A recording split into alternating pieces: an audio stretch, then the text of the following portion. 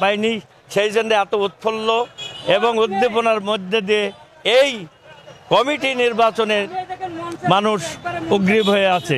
তাই আমি দেশবাসীকে বলতে চাই, সারা দেশের জন্য এইভাবে গণতন্ত্র লড়াইয়ের জন্য এইভাবেই এই থানা, ইউনিয়ন এবং ওয়ার্ড নেতা ছিন্নমূল পর্যায়ে থেকে নির্বাচিত হয়ে আসে, এই কামনা করে আমি আমার সংক্ষিপ্ত বক্তব্য এখানে শেষ করছি।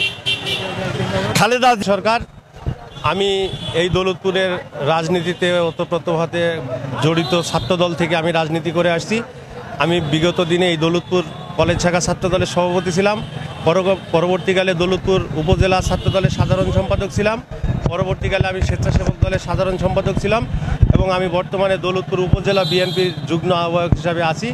আমি আজকে নির্বাচনে প্রতিদ্বন্দ্বিতা করছি।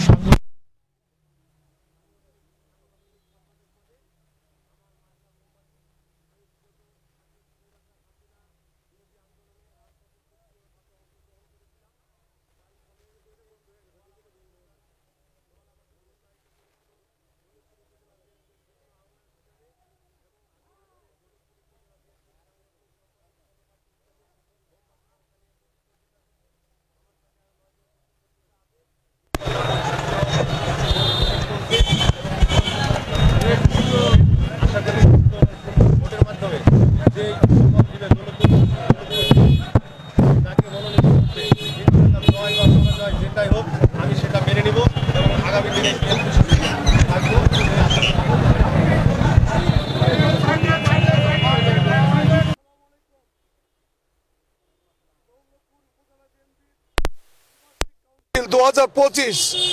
আজকে 5 তারিখ 5 জুলাই আজকে ভোট গ্রহণ হচ্ছে। 14টা ইউনিয়ন, আমাদের 994 ভোটার এবং মোট ভোটাররা তাদের স্বতঃস্ফূর্ত মতামত ইনশাল্লাহ আগামী দিনের নেতৃত্ব এবং নেতা বেছে নেওয়ার জন্যে সকাল 10টা থেকে অধীর আগ্রহে এখানে অবস্থান করছে। কেউ চেয়ারে, কেউ দাঁড়িয়ে, কেউ গাছতলায়, কেউ মসজিদে, কেউ অন্যান্য ঘরে। বন্ধুরা, আমি বলতে চাই, জেলা বিএনপিকে শ্রদ্ধা জানিয়ে আমি কথা বলছি।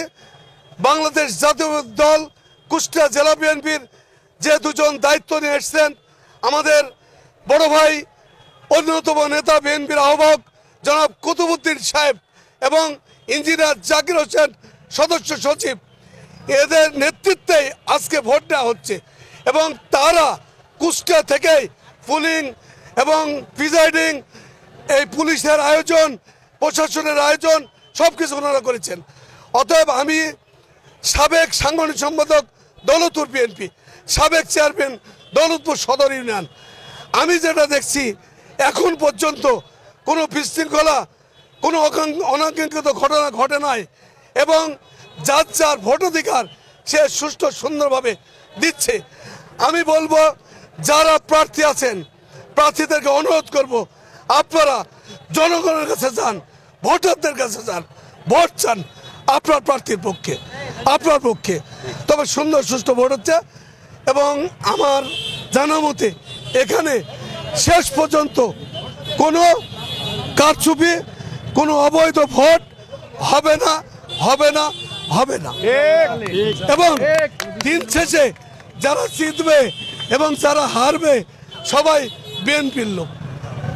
আর দৌলতপুর উপজেলা বিএনপির একক অভিভাবক, বিএনপি পরিবারের অভিভাবক, হেমিলনের বক্সিবাদক, দৌলতপুর তথা কুষ্টিয়ার সিংহপুরুষ, আমার আপনার প্রিয় নেতা জনাব রেজা আহমেদ বাচ্চুমুল্লার নির্দেশ, এখানে কোনো গোলমাল, হইচই, কারচুপি হবে না।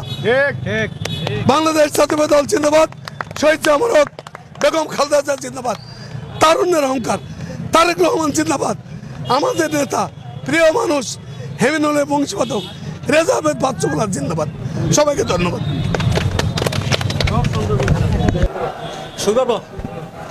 প্রথমে আপনার নাম পদবি বলবেন, নাম এবং পদবি।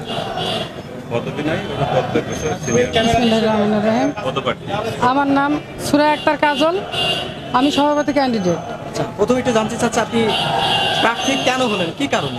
আমি প্রার্থী হলাম যাতে জনগণ তার অধিকার নিতে পারে। আর তারেক রহমানের নির্দেশে আমরা জনগণের মূল্যায়ন ফিরে চাই। তারেক রহমান যে আমাদের নির্দেশ দিয়েছে ভোটের মাধ্যমে জনগণ যাতে সুষ্ঠুভাবে ভোট করে তার নেতৃত্ব দিতে পারে, এজন্য আমি সভাপতি ক্যান্ডিডেট হয়েছি। কারুর বিতর্ক করার আমার ইচ্ছা নাই। আমি সভাপতি ক্যান্ডিডেট হয়েছি যাতে ভোটের দ্বারায় তারা নির্বাচিত হয়। যদি জনগণ আমাকে চায় আমি ভোটের মাধ্যমে নির্বাচিত হব, আর যদি না চায় তাহলে যে নির্বাচিত হবে সেটা আল্লাহর ইচ্ছা। এ বলে আমার ভোট যেহেতু শুরু হয়েছে সেক্ষেত্রে পরিবেশটা কেমন দেখছেন? দেখা যাক, আল্লাহর রহমতে ভালোই দেখা যাচ্ছে। এটা নিয়ে আমি আশাবাদী যে আমি এই 994 ভোটের ভিতরে আমি আশাবাদী যে আমি কিছু ভোট পাবো। আমি সভাপতি হওয়ার জন্য না, আমি হচ্ছে যে তারেক রহমানের নির্দেশে যে তার প্রতিদ্বন্দ্বী কেউ ভোটার নাই।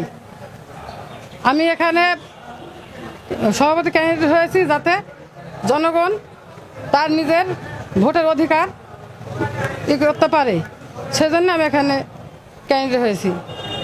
উপস্থিতি কেমন দেখছেন ভোটারদের? উপস্থিতি ভালো আছে। উপস্থিতি ভালো আছেন? সর্বশেষ আপনার বিজয়ের ব্যাপারে কতটুকু আশাবাদী? বিজয়ের ব্যাপারে কতটুকু আশাবাদী? বিজয়ের ব্যাপারে সেটা আল্লাহ ভরসা। ঠিক আছে।